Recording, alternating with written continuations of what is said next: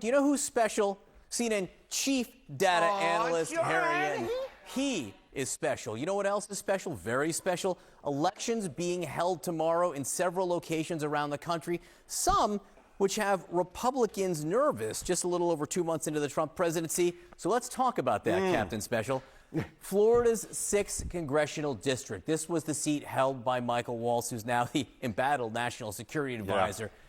Is this supposed to be close? Yeah, I mean, look, let's just talk about Florida's 6th district, right? It's Josh Will versus Randy Fine, the Republican, the 2025 special. This is a ruby red district. Donald Trump won it by, get this, 30 percentage points. This race should not be close. It should not be close. But this is a special election in which I want you to take a look at the turnout so far in the early vote. Republicans have just a 9-point advantage. You don't have to be a mathematical genius to know 9 points is way less than 30. Now, of course, this is just party affiliation. We don't know how those folks are voting, but we do know that the early vote traditionally in Florida makes up the vast majority of the vote when all the votes are cast and counted. And so the bottom line is, at this point, if people vote according to their party affiliation, this race is likely to be far, far, far closer than the Donald Trump plus 30 that we saw in the presidential race just a little bit over, let's just say, what is that, 4 or 5 months ago? It is interesting that this race, this number here, probably cost Elise Stefanik, Congresswoman from New York,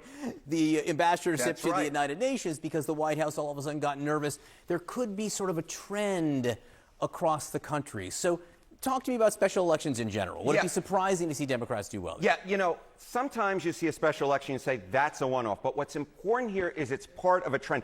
It's not just here in Florida 6th in which Republicans are struggling, it seems to me, compared to the presidential baseline of 2024. I want to take you to the nation at large and take a look at the average 2025 special election in state legislative and federal. And what we see so far is Democrats on average are way above their baseline. We're talking about doing 9 points better than Harris did last year in 2024. So when we see that party affiliation statistics coming out of Florida 6, and you combine it with what we've been seeing in the nation as a whole, I think that is a big reason why Republicans are sweating, quite worried, and why, as Mr. Berman was pointing out, Elise Stefanik decided to actually stay in Congress instead of going off to the White House. Because keep in mind, that district is actually only about a plus 20 Trump district. That one could have been very competitive, given that it seems to me Florida 6, that is plus 30 Trump, is already quite competitive as it is. I don't think she decided. I think they decided. I was trying to give her the benefit of the doubt. I think they decided for her. So talk to me about how predictive special elections can be. Yeah, so, you know, you see all this. You see the +9 in the early vote in Florida 6. You see the +9 here, Democrats doing better than the 2024 baseline. You go, why does this matter? Why does this matter at all? Well, why don't we take a look back through time, jump in the DeLorean, and let's take a look at special elections and midterm results. I know there's a lot of font on this screen, a lot of text, but the key thing here is if a party outperforms in special elections and midterm elections since the 2005-2006 cycle, 5 out of 5 times, that party that outperforms goes on to win the U.S. House of Representatives. And, of course, that is what Democrats are hoping is the case this time around, given so far the special election results. And what had the White House nervous? Harry Enten, thank you for explaining it so well. Thank you. I feel so special. Kate? There's a lot that just went on there. Let's continue it now. Joining us right now is Democratic Congresswoman Susan DelBene of Washington. She is the chair of the DCCC, the House Democrats campaign arm. You are very much focused on what the gentlemen were just talking about there, focusing in on Florida 6, Mike Walz's seat specifically. It's a Trump plus 30 seat. Do you think you guys can actually win it? Well, I think it's stunning that we're even talking about this. It shows how dangerous the Trump and Republican agenda has been and how outraged people are across the country, not just Democrats, the American people writ large. And so folks are turning out. You're seeing them turn out at town halls across the country who are voicing their outrage and concern. And you're seeing that in Florida, too. Clearly, this is a very, very red district. But the fact that folks are even talking about it shows the frustration of the American people. And the fact that Elise Stefanik is no longer going to be the ambassador to the UN, also another sign that folks are angry and Republicans are running scared. Did this surprise you in Florida? I asked that because some of the reporting I saw was that the D-Trip hasn't put any money into those specials. Yeah, we're obviously focused on taking back the House. We only need 3 more seats to take back the House. And there have been a lot of resources put into these races. Folks are running strong campaigns. Now? I actually think folks have the resources to get their message out. It's up to the voters right now. How close, you'll call it a win. Let's just focus on Mike Walz's seat. You'll call it a win for Democrats if you get how close in, again, a district that Donald Trump won by 30. Well, I think what you just saw is the fact that just over about 5 months since the last election, Republicans are losing ground. So that gap, the smaller that gap is, lower than 30 points, really shows the impact of Trump's agenda on the American people. Anything better than a loss at 30?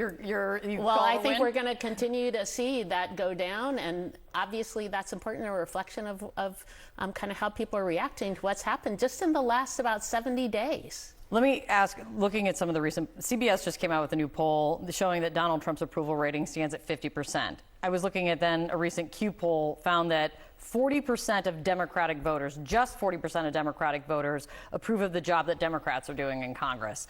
The first time ever that congressional Democrats are underwater with their own voters in that poll.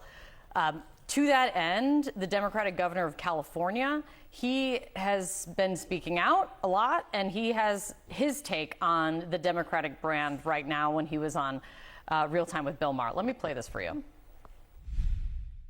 These guys are crushing us. The Democratic brand is toxic right now. The problem with the Democratic brand, we talk down to people, we talk past people. We're in a panic. I get it, for good reason. Yes. This guy's not screwing around. Right. But we need to own our mistakes, and we need to own what's wrong with our party. What do you say to Gavin Newsom? If there is one problem Democrats have, what's the problem? Well, I'd actually say let's look at the things we've done right. And in the House, you think Gavin Newsom's wrong? The Democratic brand is not toxic. I actually think we did a lot of things right in our House races, and I think these are important and telling across the country. We have 13 Democrats in the House right now who won in seats that President Trump also won. We had incredible candidates on the ground in districts across the country who are talking about the issues that people were important to their constituents, talking about costs and lowering costs of housing, of food, of childcare, of healthcare. But you can't deny that. No, but we won. We won. Yes, but in these tough districts. But since then and now, you can't deny that there hasn't been a whole lot of, for lack of a better term, mess among what's the direction, what's the message, where are Democratic leaders taking us? But what I'm saying is, we know when we talk to people about the issues that they care about the most, when we have great candidates running across the country, we win. We picked up seats in the House. In fact, House candidates ran ahead of the top of the ticket across the country. So I think it's important that we have folks who are going to address issues head on, are going to talk to the issues that matter to the community. Again, lowering costs, making sure that everyone has affordable health care across the country. These are critical issues. And Frank, Donald Trump promised to lower costs on day one.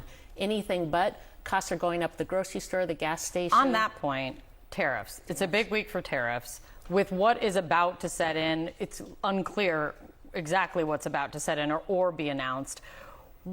When Donald Trump says that he's promised it, this is going to be great for the American worker, what do you think, where do you think the strategy is for Democrats in this tariff plan? Well, prices are going up for families across the country. This is a massive tax on American families. And let's be clear, these tariffs are taxes. They're sweeping, they're impacting prices at the grocery store, at the pharmacy counter, at the gas pump.